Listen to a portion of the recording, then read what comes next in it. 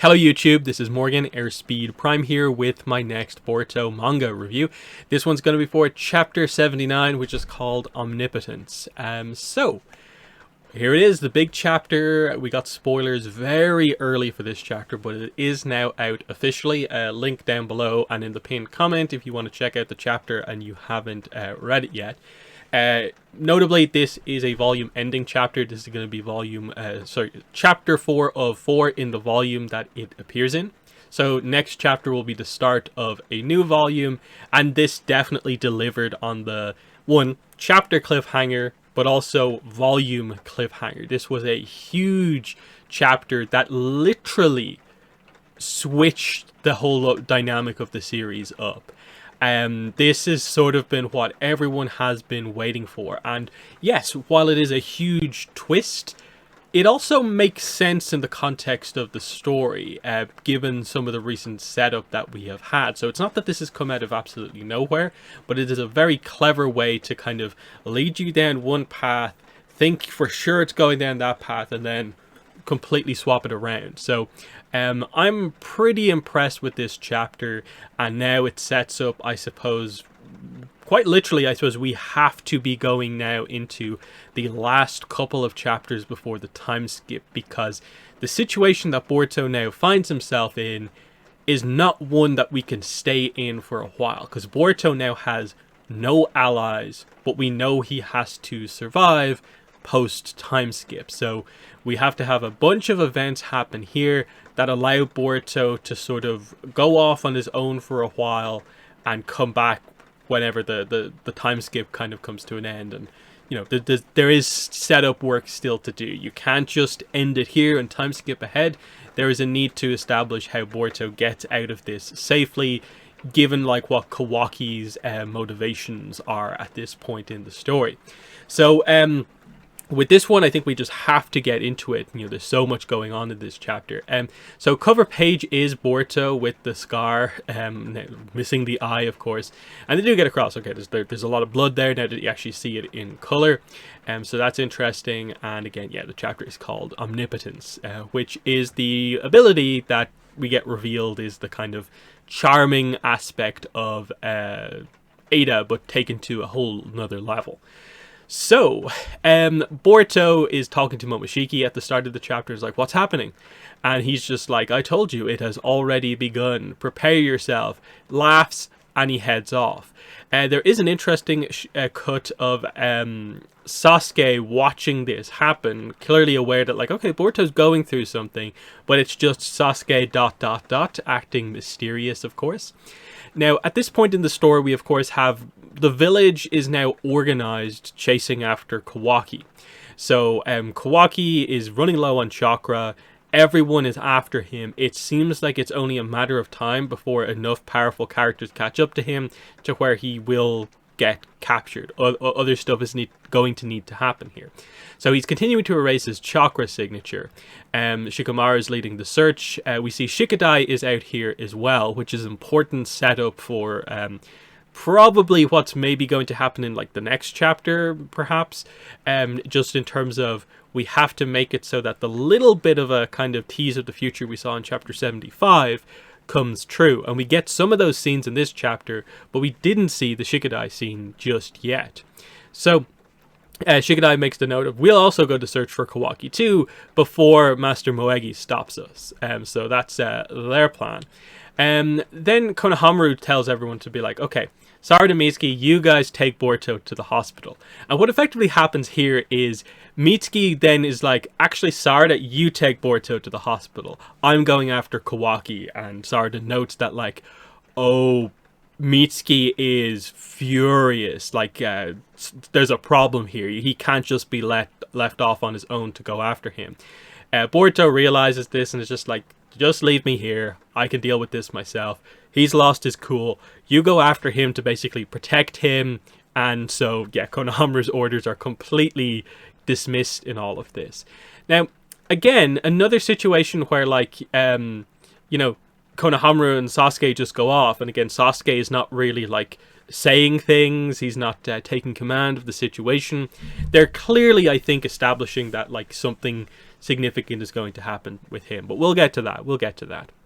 This is where we get established that Kawaki is basically almost out of chakra. He can't maintain the Sukuna Hakona, and he's around other people being like, you know, who nearly can find him. It's literally just his chakra erasure that is helping him. So this is where Ada, who's obviously with the demon and Sumire, is like, oh, I know where he is because of her abilities, of course. She heads off, flying to the battlefield. We get the reveal Demon himself can't fly, but you know, she wants to protect Kawaki here. So Demon kind of tries to go after her, but she's too quick because she can fly. Then we get a very interesting scene with Amado. So I've been waiting for some of this to come up from the last couple of chapters here. Now that Kawaki has made his move, they finally address it here. He's kind of like, you know, Shikamaru, I want to talk about how to deal with Kawaki. But Shikamaru's kind of like, you don't have any authority here. I know what we need to do. But Amado points out, there's no need to kill Kawaki. There's a way to abruptly cause him to shut down. It's a unique command code keyed to my voice. So this was set up a while ago. So it's nice that we know that this is the case. And I think this is more of a setup for probably post-time skip, ultimately. Because I can't see any way this comes into play anytime soon. Just because of what ends up happening in this chapter. But I think in terms of how we eventually go about, like, reversing the reversal, getting things back on track, it feels like this probably has to come into play in some way. So he notes that he needs to be in direct sight to activate it, but as long as the conditions are met, I could stop him in an instant. So Shikamaru's like, oh, you never told us this, because I think we only heard about this through Amado. Who did Amado tell? I forget the details on this, if this is like something new or like when this exactly was established, but I think we did know about this before. So he wants to just know that you won't kill Kawaki once he's like frozen in stasis effectively. It is brought up, finally they address it. You know, Shikamaru's like, I understand that you need Kawaki's powers to bring your daughter back. However, he has crossed the line. We might need to eliminate him. That's the way things are heading. And then we get a real sense of emotion from Amado here. Hold on, you need to listen to me, Shikamaru. And we cut away. And we don't come back to them because the incident is about to happen here. So Kawaki in the tree, hiding from everyone. Ada appears. And it's like, it's okay, Kawaki, it's me. I'm here. I'm on your side. And he's kind of like, what are you talking about? Like, your chakra signature, people can track you. You're pretty much giving away my location here. And she just points out that even you aren't capable of escaping under these circumstances, but you'll be fine if I'm with you. So this is protection for Kawaki, because she knows that her charming powers will protect him from basically everyone except, like, Boruto, basically. But Boruto's injured and not really much of a threat because of how powerful Kawaki is. So there's very few characters who can actually, like, defend, you know, get through Ada, basically, once she's here to protect Kawaki. So he then says, this is a big thing for him. He just freaks out and is like, I don't give a crap about me. I don't matter at all. So forget about me and focus on protecting Lord Seventh. Listen to me. If we don't take Momoshiki out now, Lord Seventh and this village he's cherished and protected will both eventually be destroyed. I can't let things stay like this, because once he breaks free, it'll be too late, irreversible, and beyond repair. But unfortunately, he's the son, Lord Seventh's son. So this is him finally, like, really addressing the whole idea of this is what's causing all of the problem here, is that because the main threat to the village at this point is Momoshiki, who is in Boruto, but the village is never going to just agree to go after Boruto to stop this crisis. No one will just go out and kill him like I'm capable of doing. And they're now all after me and preventing me from helping, like, Naruto protect the village. That's Kawaki's logic in all of this. So he's kind of thinking, you know, an act that would turn all your friends into foes. Who'd ever agree to take on such a task? And he notes that, you know, Boruto, he have the little flashback here. It's not just about karma for me anymore. At this point, you're too important to me to leave you be. Right, bro? And at this point, Kawaki like grabs Ada and is like, you know, why did it have to be him? Why couldn't it have been a complete nobody? Who wasn't the Hokage's son or my brother, a stranger who no one would mourn if they died, an outsider just like me? And she's kind of freaking out, like, stop it, Kawaki, don't say such things. You've got this all-seeing Senrigan. Use it to look at me. See me for the powerless piece of garbage that I am. And she kind of, you know, puts her hands on his face. She kind of, basically, what we later on get the idea here is that it seems like she fully does this. She looks deep inside him at what his true desires are at this moment, understands them, and this basically, without full control of this happening, because she doesn't seem to have control over this aspect of her powers activate on the full scale of what they are capable of doing. And this kind of like pillar of light erupts from the two of them, and this arc that's sort of like in the shape of the kind of Senrigan arcs out and kind of effectively engulfs the entire world. Effectively, it seems to be the idea here. So eventually they come down here. There's a bunch of shots of just showing the scope of this, it crossing the entire world. They even cut out to space and show the planet being affected. So this is every single person being impacted by this power and what has just happened here. So we see Demon walking by as the kind of like beam of light comes out, Sumire walking and it affects her. Ada does collapse into Kawaki's arms after this happens. She does get back up kind of straight away, but it seems like she's weakened from having like utilized her powers so heavily. And then they were immediately found by the nearby shinobi searching for them. But oddly, there seems to be no like intensity. They're just like, oh, you two, you're here. And we even then cut to kind of Boruto, and he's like, what was that just now? And then Momoshiki starts laughing, because obviously this is the moment he's been waiting for. He's known that this is what's about to happen. So then we cut to the idea of like, they're like, oh, what are you two doing out here, Miss Ada? And Kawaki's ready to fight here. But then Ada kind of realizes that like, oh, wait, this is not normal. They would never approach us like this. They're not acting like they've just found the two fugitives, basically, or Kawaki just a fugitive. Something's gone wrong here. And then Shikamaru is kind of broadcasting, like of course, in control of this. He's like, what? 12 clicks east of the stone faces. What's Kawaki doing there? As in, like, wait, what? You're looking for Kawaki. Why are you saying, why is he there? And they just report back and they're just like, oh yeah, Ada's with him too for some reason. And then there's a report like, Boruto's chakra has been detected. That comes in. Near the stone faces, 3 clicks west. And then finally, they do cut to Sasuke in all of this, and they're like, he just stops and is kind of like, what? But then immediately it cuts from Sasuke to Sarada, and Sarada's like, huh? Boruto? Why are they broadcasting Boruto's location? And then you see Mitsuki's kind of on edge as well, like, what's just happened here? And Sarada's kind of like, oh, well, what's happened to Boruto? Let's go, Mitsuki.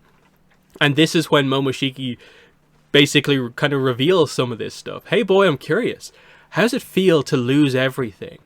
And Boruto's like, what are you talking about? Why don't you tell me what's about to go down? And he's just like, look behind you. And this is where Sarada and Mitsuki arrive on the scene. And this is where we get one of those moments from chapter 75, the flash forward that he saw, which was Sarada saying, Mitsuki, found him over here, which is what happens. And this is immediately pretty much followed up by the Mitsuki scene that we saw from that chapter as well. So you know where this is heading. Boruto's just kind of like, well, why did you guys come back? What about Kawaki? What's going on? And Mitsuki's just like, Sarada, be careful. I wouldn't get any closer. He's dangerous. And he just says, Boruto, you have managed to, truly anger me. And this is the moment, of course. We're just seeing it now in full context. That this was not him talking to Kawaki, as some speculated perhaps at the time, it was actually talking to Boruto, and it seems like Ada's power is how this has actually come about. But of course, we still don't have the explanation just yet. Of course, I've read the chapter, I know what happens, but we'll get there. We'll get there. We have to have the full experience here, going through the chapter. So Mitsuki goes into Sage mode here, and Sarada doesn't have any idea what's happening here. Neither does Boruto. Like, why is Mitsuki attacking Boruto? And then the guy goes, don't let Boruto get away. Kawaki, how's the eye wound? It looks totally healed now. And even Kawaki's like, what are you talking about? Kawaki, and Ada speaks up and is like, Kawaki's fine. More importantly, have you found his father, the Hokage? And then Kawaki's like, and they just answer like this is the reality of the situation. No, and we still have no leads other than that Boruto did something. And Ada's like, I see. Thank you. So Ada, of course, is able to sense everything's going on, and I guess she's tapped in enough to realize that, oh, I think I get what's going on here, and is able to help Kawaki not, like, lose control of the situation. And this is where he realizes, like, oh, what I just said has basically become true. So Mitsuki asks Boruto, what did you do to Lord Seventh? Boruto has no clue what's going on here. And right as Mitsuki's about to attack, Boruto is suddenly notified by Momoshiki, jump up. He does so, avoids Mitsuki's attack, and this is where Sarada tries to stop Mitsuki from attacking Boruto. It's a pretty crazy situation. She doesn't still know what's going on overall, and that's what's happening here. And finally, Momoshiki begins to properly explain things. He has every intent to kill you. Others do too, and they're all headed this way. Run if you want to live. And he's just grinning at this situation. So Momoshiki is so interesting in the middle of all of this because he has engineered this. It feels like if he didn't make certain moves himself, this future would not come to pass. So he has purposely made this happen by like allowing Kawaki to get away. And now he's helping Boruto. Obviously, if Boruto is killed, he's killed as well. So he is trying to protect Boruto, but also, I think, ultimately trying to protect his own future goals. The only thing I can think of here is that this happening was probably the only way to keep both potential Ten-Tail sacrifices alive. So keep his vessel plus his sacrifice alive. If Momoshiki's goal is to take control of the Ten-Tails and grow a chakra fruit himself, then he needs Kawaki to live. And the only way to save Kawaki from the situation he was in was what has happened in this chapter. To reverse the situation so that a tired Kawaki is not hunted by absolutely everyone. So here is the explanation beginning to come out. So as Boruto is fleeing from Mitsuki, it's explained. Omnipotence. An ultimate power only an all-knowing, almighty God can wield. The Shinjutsu of Shinjutsu. A programming language that gods were said to have used to create worlds. The will to make anything real. That is what omnipotence is. So that's what Ada's power is. It says, indeed, this is the true nature of Ada's power to charm. A divine power she herself cannot control, and brought about by the Shinjutsu omnipotence. So, that makes sense. I ultimately, this was I think I partially predicted this. I did get the sense that this was a Shinjutsu that she probably didn't have full control over, and was just acting in a very specific way, but was broader. I think my prediction was always mind control, but actually they're kind of highlighting here that this seems to be, like it says there, the will to make anything real. So this is full on sort of like God-like ability to create, make, change anything ability. And it has manifested itself in what seems like, for the most part, the ability to control others' like perceptions and their memories. With the charming ability based on Ada's personality, but now in terms of making Kawaki's goal a reality, this is what has happened. That's what's happening here. It's not some trivial ability a lass who isn't even an Otsutsuki could control. The identity of her charm is simply the result of Ada's subconscious desires made material by omnipotence. There was no way for Amado to know, having only seen the result. Concluding that it was a shinjutsu is understandable, and this current phenomenon is Kawaki's desire becoming reality. He went through Ada and invoked omnipotence to cause you and him to switch positions. So this is sort of the idea here, I guess, is that Ada can't control her powers, but because Kawaki is Otsutsuki and he sort of was touching Ada while this happened, and she was sort of like open to taking in kind of Kawaki's feelings, the two of them together kind of like activated this power at full power, able to be used as if it was an Otsutsuki. And so what has happened here is that they have switched positions. Now, the result, like how this has actually happened, is it's kind of like everyone's memory has swapped between how they perceive Kawaki and how they perceive Boruto. That's the way that this has actually happened here. So it's a full-on mass, like, worldwide memory manipulation thing to basically exchange Kawaki and Boruto's positions. So anything that people associate with Kawaki is now associated with Boruto, and vice versa. That's why the guy before was saying, hey, your eye is healed. Like, it's literally that direct. It's almost like not perfect how it was done because it's so blunt, but that's how complete the reversal has been, that everyone is convinced that Boruto slashed Kawaki's eye when it was the other way around, and evidence shows that it was clearly the other way around. But that's how everyone perceives how it actually happened. So Shikamaru at this point is like, Ada, we're having trouble locating Naruto and Hinata. Just knowing if they're okay would be great. Could you give us some more details about what happened when Boruto attacked them? So that's what happened, because they had evidence to suggest Kawaki was there with the two of them when they disappeared. So Ada's kind of like, I guess I could, but I don't think another look will help. Kawaki reaches out and grabs Ada's hand and is like, tell them he's dead. That Lord Seventh died at Boruto's hands. Do it.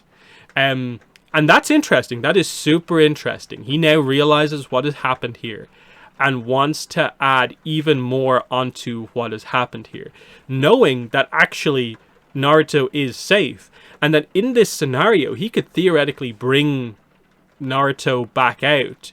I suppose the problem that's happened here, actually, the reason he can't bring Naruto back out, I don't think Naruto in the lost to time basically dimension, the Daikokuten or whatever it is dimension, was affected by this. I assume Naruto and Hinata were not hit by this because they were in that specific dimension.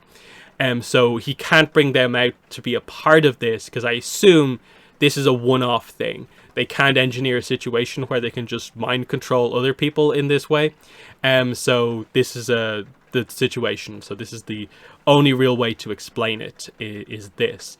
And it adds, this lie here above all of them probably adds the most kind of onto it. It's not just that, like, Kawaki has started to attack people, but the idea that Boruto is now known apparently to have killed Naruto is a huge, huge situation. And again, you remember, you go back to chapter 1, the start of chapter 1, and they have a one-on-one encounter in the future.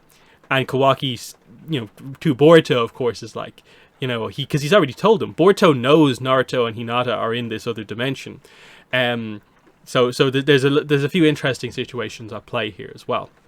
So Boruto's like, you said me and Kawaki switched positions. What do you mean? People's memories have been altered. Any common knowledge involving the two of you. Every person's consciousness by nature is by nature linked through chakra. So it's not impossible for a god to meddle with it if they so choose. Have you never contemplated how many times an Otsutsuki who became a god may have previously manipulated humankind's memories? By the way, omnipotence does not affect the Otsutsukified like you and Kawaki, nor its caster Ada. And now, interestingly in this, they include Demon in the kind of picture when this is explained to us, whereas I'm kind of like, wait, why doesn't it affect Demon? because the whole charm ability not affecting demon was always like a weird one, where it's like, if it was some sort of like romance based thing, you get why they wouldn't want to make that happen. But now that it's actually revealed to just be a god kind of level ability, okay, I get it not affecting other godlike abilities in that same way. But Ada and Demon are not quite Otsutsukified, because they're not potential Ten-Tail sacrifices. So is this just because like Demon has a god ability, a Shinjutsu, and this is why it's happening? Or is there actually a thing where, like, well, because it's her ability and he's related to her, it doesn't work?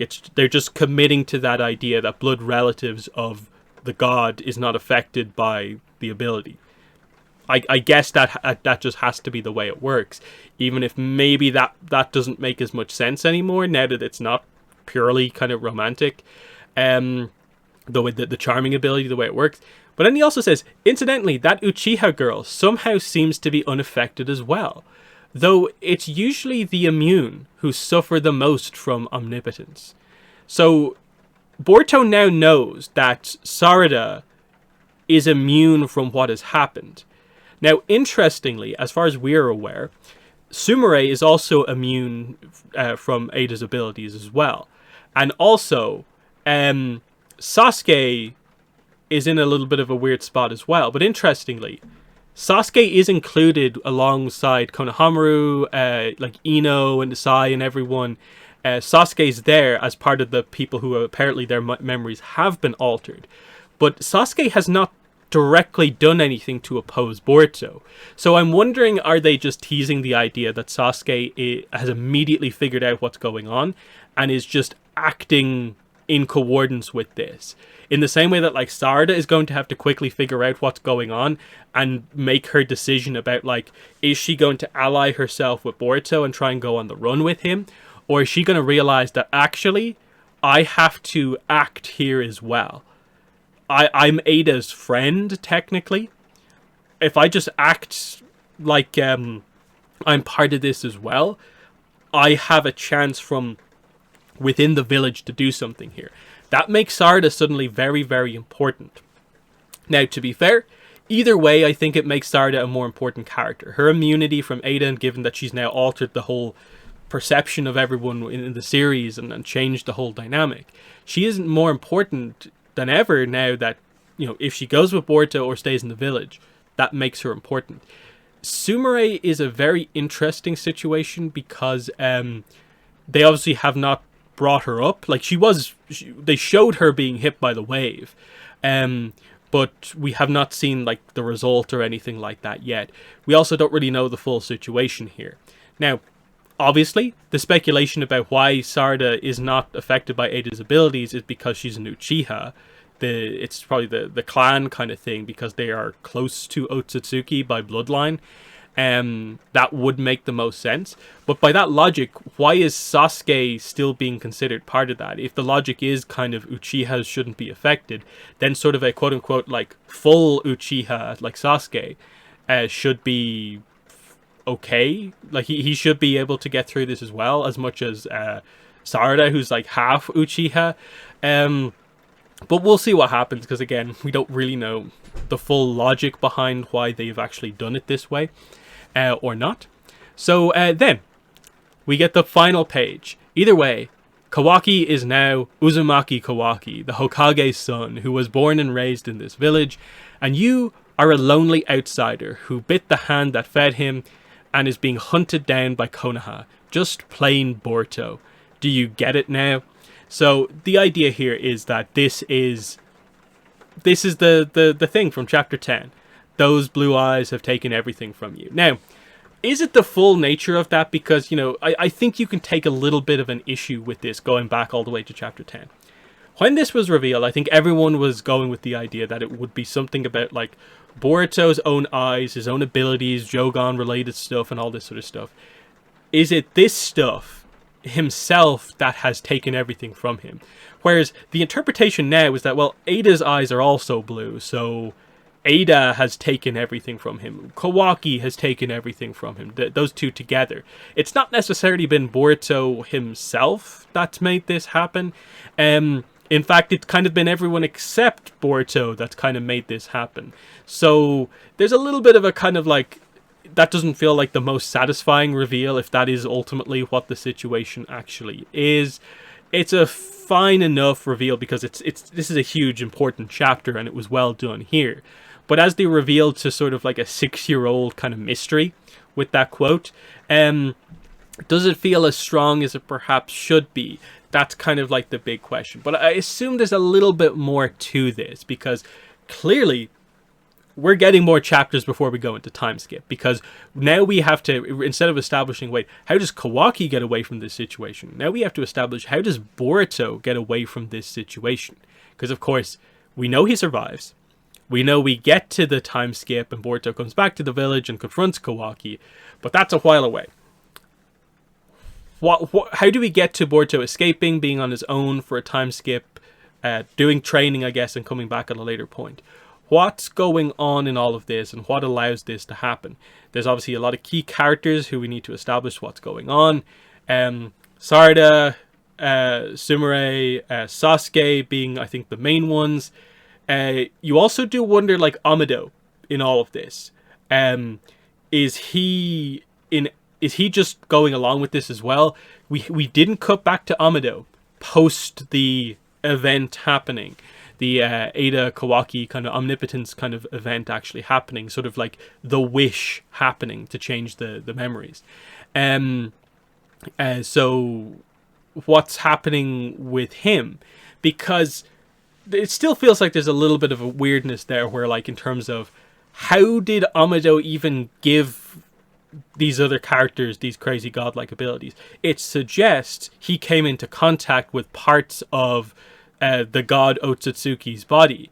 So what's that? Surely that affects him as a person, that he literally implanted parts of this being's power into other people. You know, does that not mean anything for him? Is he potentially immune from this as well? Because they finally, after all this time, at the start of this chapter, addressed the whole idea of, like, Amado wants to keep Kawaki alive in all of this. But now, separate from any of that even happening, Kawaki and Ada have kind of like reversed the situation themselves. And now Amado's just in a position where, like, I guess this just works, doesn't it? Because now he's still, like, people's memories aren't changed to just be like zombies. Like, Amado still wants his daughter to be revived in this situation. And Kawaki is technically on his side now, with just Boruto being the rebel from the village. So they can bring Akebi back. The question is obviously, like, is it as simplistic as they seem to explain it? Or is there some more of a twist to it, ultimately? Because I get the impression that in the flash forward chapter 1, the first scene, the Ada control probably is still in place. I think that's the whole point, is that, like, it's Boruto arriving back at the village to see what happens. Now, in all of this, you'll notice that one character we didn't address in the whole chapter was Code. What's going on with Code? What are we doing with Code? Now, everyone's outside the village, technically. I know we're kind of just in the forest outside of it, but Code said he would attack when Ada wasn't in the village. She's not in the village. Most of the key players are out now hunting the forest for Boruto.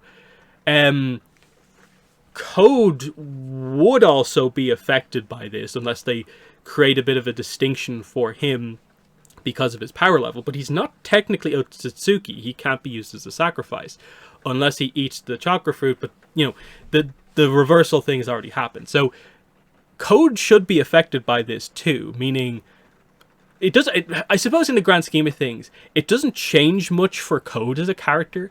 He still technically wants to kill both Boruto and Kawaki.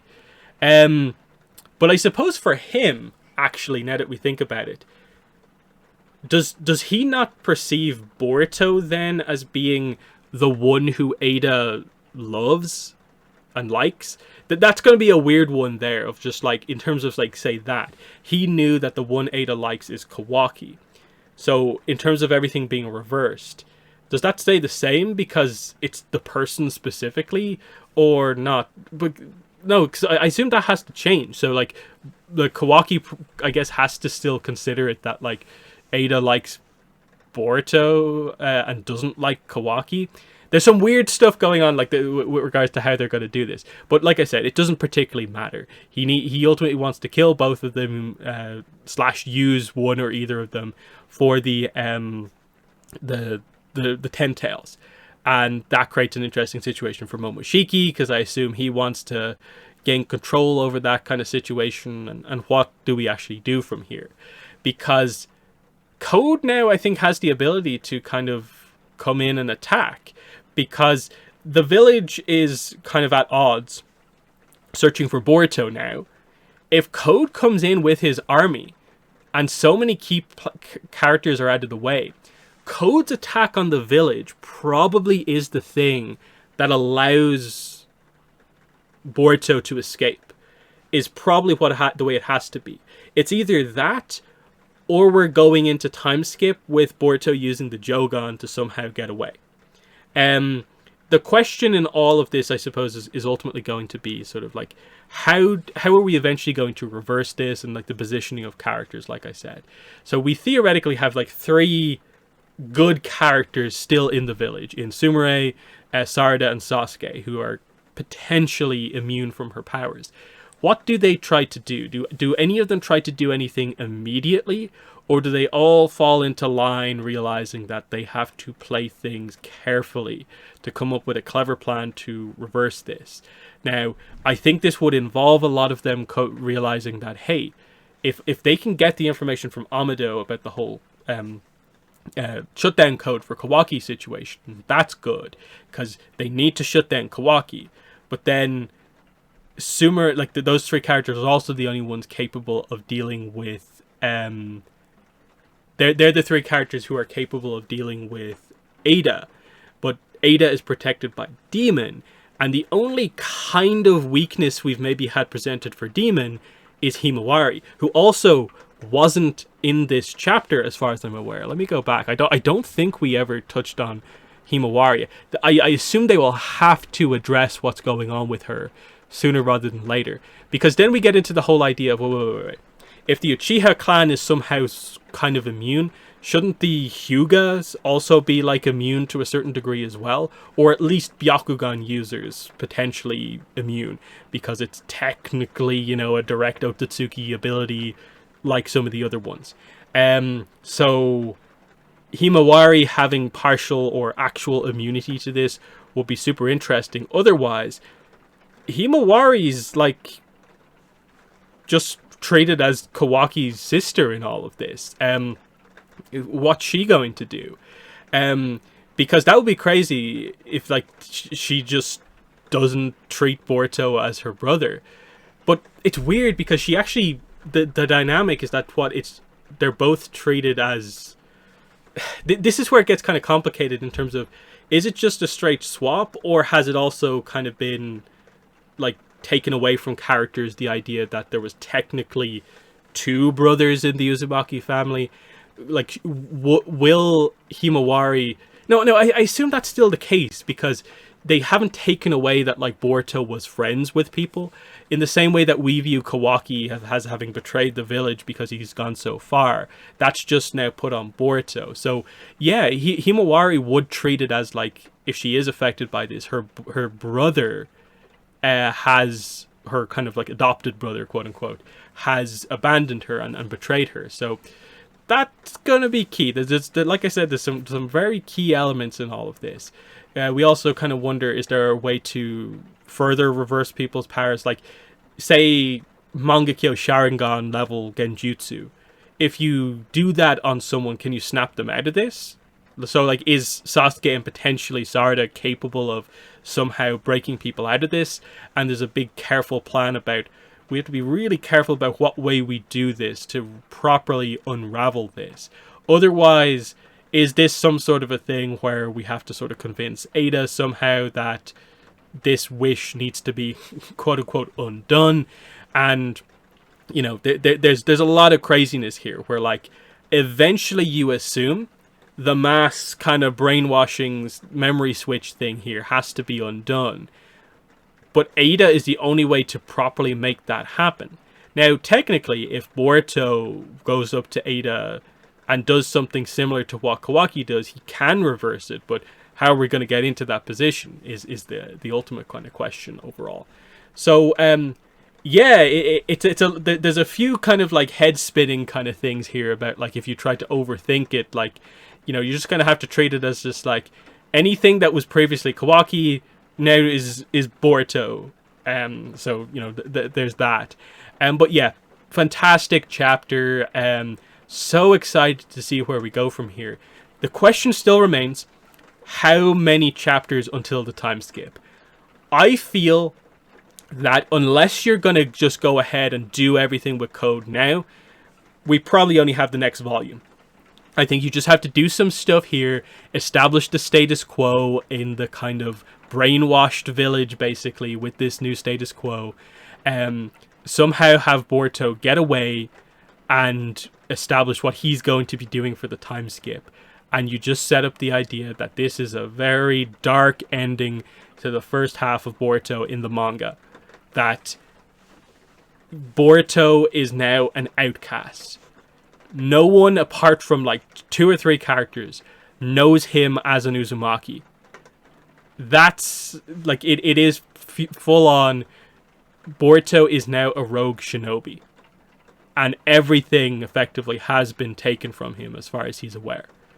And so far, the only hope that he seems to have is that he knows Sarada is immune from what has happened. So that's a kind of interesting point. So it feels like there probably has to be one final scene there. In relation to the chapter 75 stuff, there is what? There's the Shikadai scene still needs to happen, where it's like, that just ain't what a friend does, you hear. So it seems like Shikadai at some point shadow possesses Boruto, I guess when Boruto's trying to escape. So that scene has to happen. And then there is the final panel at the end of chapter 75, which is the weird sideways panel of Kawaki with like his powers activated, kind of looking down at Boruto on the ground. So I'm guessing this is directly from Boruto's kind of like vision, kind of eyes, what's happening here. So is Boruto on the ground, like having been like nearly taken out again by Kawaki? And then how does he get out of that situation? Feels like it has to be some sort of Jogon situation, Code stepping in. I'd be surprised if they tried to do another Borushiki thing after they relatively recently just done stuff with that. So not sure what to make of this, but crazy chapter. So in the comments, let me know what your thoughts are on this one. Boruto finally, you know, in a way you say for the last while, kind of fulfilling its potential. I could already tell from like when the spoilers came out that this was getting people talking in a way that Boruto has not done in like probably ever. Ultimately, like this setup going into the time skip, and I think people are going to be excited for post time skip Boruto to see where we go. This is honestly very, very exciting. Now it's just about following this up really, really, really well, because there is so much good setup here. They need to deliver on this now. So that's been the video. Thanks for watching, and bye.